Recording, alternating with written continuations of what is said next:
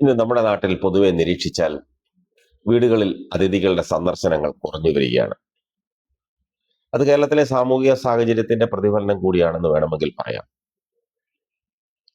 ചെറുപ്പക്കാരിൽ ഭൂരിപക്ഷവും പ്രവാസികളാണ്, നാട്ടിലില്ല. നാട്ടിലുള്ളവർക്ക് തന്നെ ബന്ധുവീട് സന്ദർശനങ്ങളോട് അത്ര മമതയില്ല. നാട്ടിലുള്ള പ്രായമായ മാതാപിതാക്കൾ എവിടേക്കും യാത്ര പോകാറില്ല. അവരെ തേടി അധികമാരും വരാനുമില്ല. കൂട്ടുകുടുംബമായി കഴിഞ്ഞ കാലങ്ങളിൽ മിക്ക ദിവസങ്ങളിലും വീട്ടിൽ അതിഥികൾ ഉണ്ടാകും. അടുക്കള എപ്പോഴും സജീവമായിരിക്കും. പണ്ടൊക്കെ, അതായത് എൻ്റെ ചെറുപ്പകാലത്തൊക്കെ, അമ്മ വീട്ടിലും അടുത്ത ബന്ധുക്കളുടെ വീടുകളിലുമൊക്കെ സ്കൂൾ വെക്കേഷൻ സമയത്ത് പോയി നിൽക്കാറുണ്ടായിരുന്നു.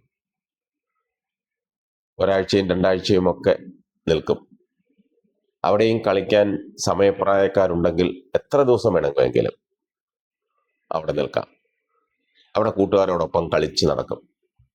യഥാർത്ഥ അവധിക്കാലം ചിലവഴിക്കുന്നത് അങ്ങനെയാണ്, അവിടെയാണ്. എന്നാൽ കാലം മാറി, അണുകുടുംബങ്ങൾ പെരുകി. അതോടെ എല്ലാവരും തങ്ങളിലേക്ക് തന്നെ ഒതുങ്ങുന്ന മനസ്ഥിതി വർദ്ധിച്ചു. ബന്ധുക്കളുടെയും സുഹൃത്തുക്കളുടെയും വീടുകൾ സന്ദർശിക്കുന്നത് കുറഞ്ഞു.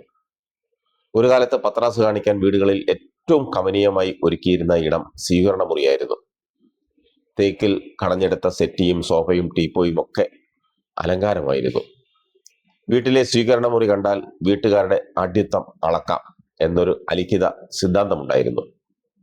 എന്നാൽ കാലം മാറിയതോടെ ലക്ഷങ്ങൾ പൊടിപൊടിച്ചൊരുക്കിയ സ്വീകരണ മുറികൾ, അതിൽ പലതും ആളനക്കമില്ലാതെ ചിലന്തി വലയും പൊടിയും മാറലയും ഒക്കെ അടിച്ചു കിടക്കുകയാണ്.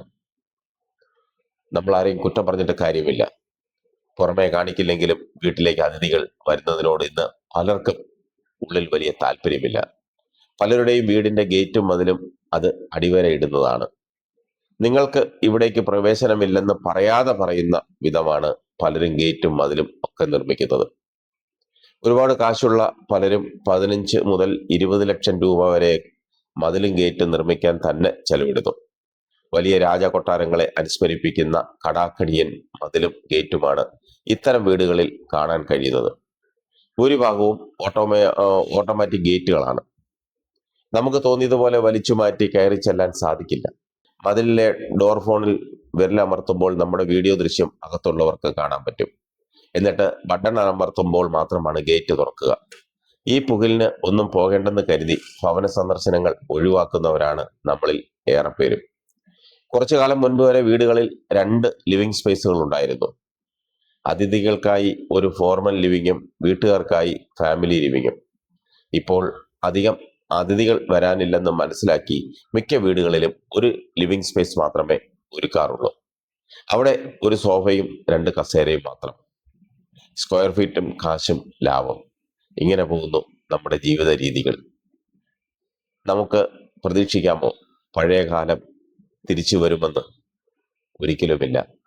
ആ കാലമൊക്കെ ഒരു സ്വപ്നമായി നമ്മളിൽ അവശേഷിക്കും.